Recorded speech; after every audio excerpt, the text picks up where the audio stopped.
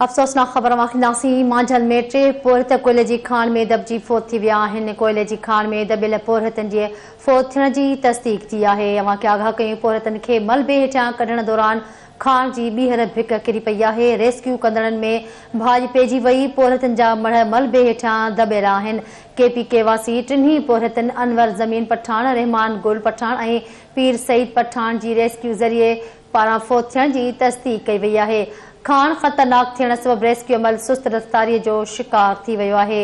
अफ़सोसनाक ख़बर हिकु भेरो ॿीहर अव्हां खे ॾींदासीं। मांझन में 3 पोरहत कोयले जी खान में दबिजी फोत थी विया आहिनि। कोयले जी खान में दबियल पोरहतनि जी फोत थियण जी तस्दीक थी आहे। पोरहतनि खे मलबे हेठां कढण दौरान खान जी ॿीहर भिक किरी पई। रेस्क्यू कंदड़ अमले में भाॼ पइजी वई। पोरहतनि जा मढ़ मलबे हेठां दबियल ई आहिनि। KPK वासी टिन्ही पोरहतनि अनवर पठान, रहमानी गुल पठान ऐं पीर सईद पठान जे रेस्क्यू ज़रिए पारां फोत थियण जी तस्दीक कई वई आहे। अव्हां खे अफ़सोसनाक ख़बर बाबति आगाह कयूं पिया। खान ख़तरनाक थियण सबबि रेस्क्यू अमल सुस्त रफ़्तारी जो शिकार थी वियो आहे। मांझन खां अफ़सोसनाक ख़बर अव्हां खे ॾियूं पिया। मांझन में 3 पोरहत कोयले जी खान हेठां दबिजी फोत थी विया आहिनि।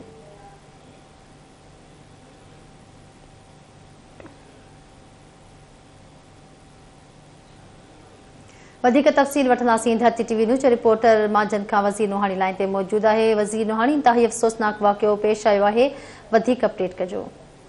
जी बिल्कुल, मांझन भरिसां मोमोल कोयला कंपनी कोयले खान में खोटाई करण दौरान भिक करण सबबि 4 पोरी दबजी फासी पिया हुआ। मां तव्हांखे ॿुधायां त मोमोल कोयला कंपनी जी कोयले खान में दबजी वियल KPK वासी टिन्ही पोरतनि खे अनवर ज़मीन पठान, रहमान गुल पठान ऐं पीर सैद पठान जी रेस्क्यू ज़रिए पारां फोत थियण जी तस्दीक थी आहे। रेस्क्यू अमले जो चवणु आहे त दबजी वियल पोरतनि जा मढ़ ऐं ॿीहर भिक करण सबबि वधीक रेत जे मलबे हेठां अची विया आहिनि। हिननि 17 कलाक लॻी सघनि था ॿाहिरि कढण में। जी ठीकु आहे वज़ीर नोहाणी, वॾी महिरबानी तफ़सील ॾिना।